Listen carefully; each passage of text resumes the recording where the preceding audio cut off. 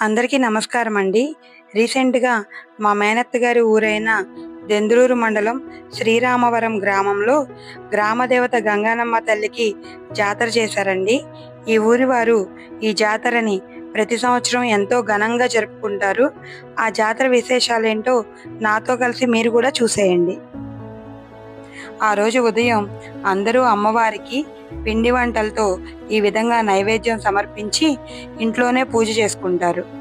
మధ్యాహ్నం నుండి జాతర మొదలవుతుంది.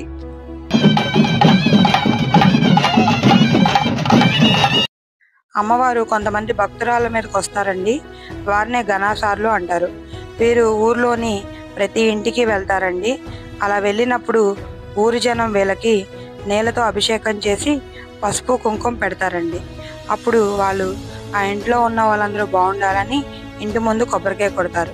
ఇలా ఊర్లోని ప్రతి ఇంటికి వెళ్తారు. ప్రతి గడప ముందు కొబ్బరికాయ కొడతారండి.